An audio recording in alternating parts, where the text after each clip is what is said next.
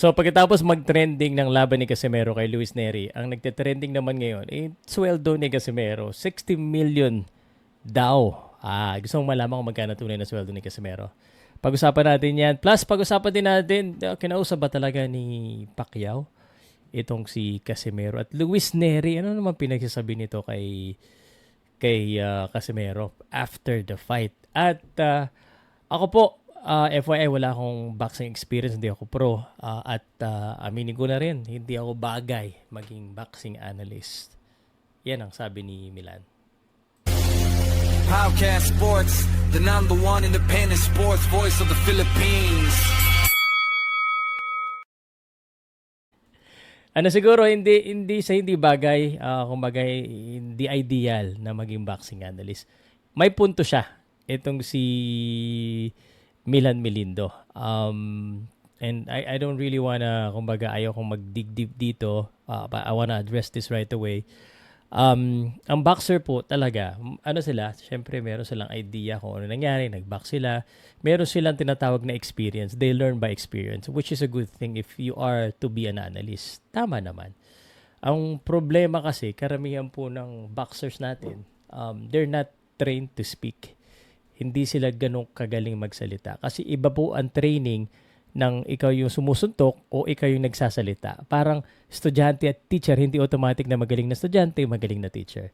So kaya ang napapansin nyo, historically na to kahit sa Amerika, kahit saan, ang karamihan ng mga galing na analyst, maraming sumisikat, wala silang boxing experience. Tingnan mo, kung ang kailangan maging analyst ka or commentator ka, kailangan meron kang boxing experience. Di ba yata mas kailangan pag-judge ka na may boxing experience ka? Kasi ikaw magdi-decide ng laban eh.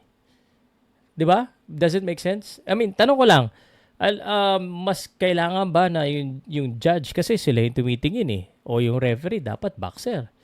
Kasi nakikita nila kung anong tama suntok, yung ganito. Bakit hindi rin? Bakit mga lawyers din? Magkaiba po kasing skills na yan. Magkaiba po yung training. Okay? So, I'm not saying na mali si Milan. I'm just saying na pwede rin maging magaling na analyst kahit walang experience as long as they're studying. Kahit hindi sila boxers. So, yun lang. Masasabi ko lang. Pero ako, hindi ako magaling. Anyway, so, I hope, nag-aaway na naman ngayon eh. Malaking deal na naman eh. But it's all part of the story. Maganda yan. Ang magaling talagang commentator, analyst, or journalist, yung ganito, yung naggagawa ng story. Anyway, Casimero at Pacquiao, natuwa na naman ako. Wala naman talagang issue. Si Pacquiao pa, that's why I idol ko si Pacquiao because he's very humbled.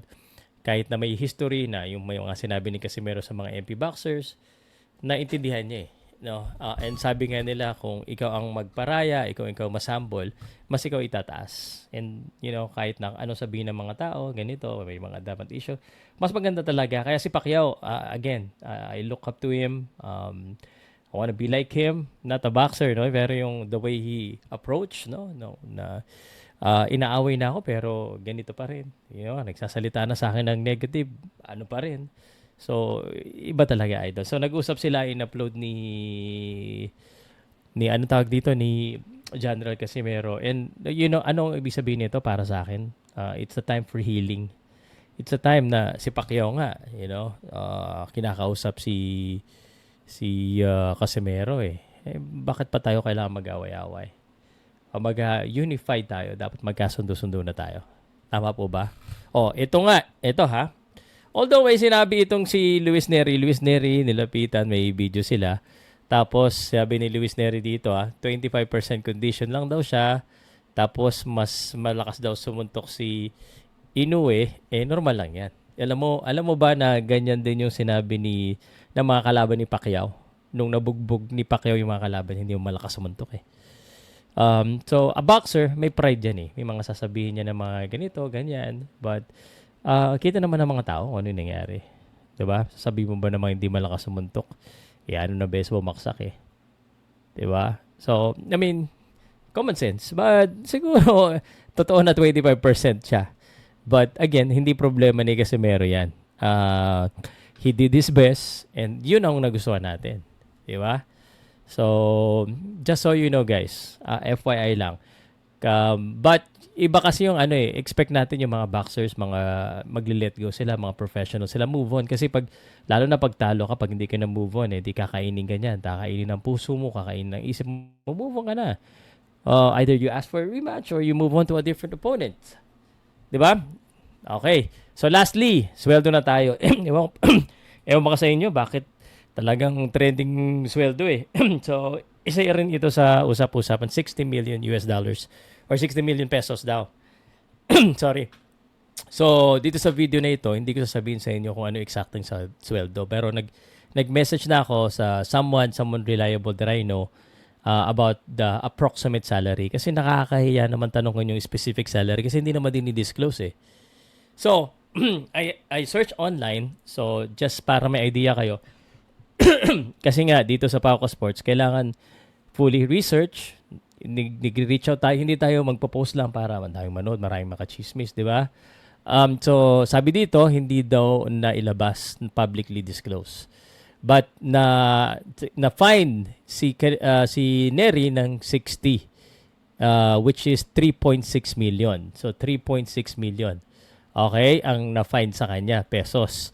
So, ganito ang gawin natin. 36 million pesos. Sabi din dito, historically, the purse during his World Championship days sa WBO, sa Probellum, is 105, 5.9 ang sweldo niya. Again, sabi dito online, 5.9. So, masyadong malayo sa 60 million pesos. 105. Yun yung niya, championship na yun Ngayon, ang tanong, yung $60 is ilang percent? So, tanongin natin si Google, how many percentage from your purse is deducted if you are overweight in boxing? On an average. Kasi iba-iba yung kontrata eh. Okay? Iba-iba po yung kontrata. How many percent? So, 20%. Okay? 20%. So, if 3 million, 20 or 30%. If 3 million is 20%, so ibig sabihin, ang salary ni Neri, approximately 3 million yan, edi 3, 6, 9, 12, 15 million pesos ang salary ni Neri. Nabawasan ng 3 million, 12 million. So, pagpalagay natin 20 million. Yon. So, una isipin mo, sino kaya ang mas malaki ang sweldo sa kanila? Si Luis Neri or si Casimero or pareho lang? So, kahit na 20 to 30 million ang sweldo nila, which is, according nga dito, ang sweldo ni Casimero, yung Paul Butler, Luis Alberto, 5.4. So, ang pagkakaintindi ko last time, naka 11 million pesos yan. So, sige, ganito naman. Let's just be, tawag dito, mas critical tayo, mas objective tayo dito. Si Naoya Inoue, magkano ba kinikita? Okay, sa championship So, si Naoya Inoue, kumita ng 400 million pesos. Okay. Pero, kung ikaw ang challenger ni Naoya Inoue na to ibang klaseng level na to ang pwede mong kitain is 1 million US dollars to 1.5. So, 92 to 60 million. Ito yung 60 million. So, yung 60 million, pwede maging totoo kung championship. 10 rounds lang. Catch weight pa. So, sa challenger yan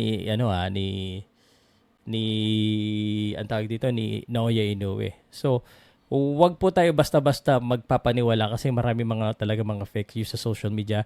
Again, I urge you na i-block nyo na yon. I-block nyo na para hindi kayo nahihilo, nalilito. Kasi pag shinare natin yun ang magiging problema. Look at this.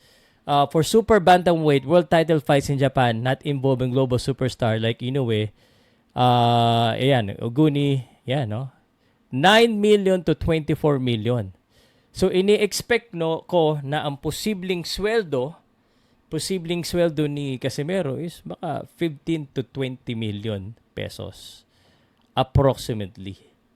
Yan. Pag top challenger sa championship, ganito. Ito nga, championship na to ha. So, pero kung iisipin natin yung nadidak kay Luis Neri na 3 million, if it's 20 or 30%, ibig sabihin ang sweldo ni Neri is either 15 or 12 million. Kasi 3 million na dideduct sa kanya eh. Make sense? Yan. So, just in case may natutunan ka at gusto mo ng maraming update kay Casimiro, lagi nyo pong panoodin yung mga video ko. Pa-comment lang. Yes sir po. Pa-comment nga po. Okay sir, naintindihan na po namin. Walang paninira. Moving forward. Wag pakatotoo pa rin tayo. Wag tayong magpapaloko. Matapang pa rin tayo. Pero kailangan professional. Siyempre mabait na tayo kay Casimiro kahit pa paano. Pero pag nagkamali, kailangan pa rin ilabas. Pag may mali, kailangan pa rin kastiguin. Basta ang mahalaga, walang fake news at sa totoo. If agree ka dyan, pa-share po, pa-like, pa-comment, and let me know what you think. Baka kayo nakakalo na sweldo. Hintayin ko mag-respond yung contact ko. Baka sabihin niya sa akin. Pero, di naman kailangan eh. Ang mahalaga dyan, sabi nga ni Casimiro, lastly, hindi pera ang habol niya, panalo. And, he got it.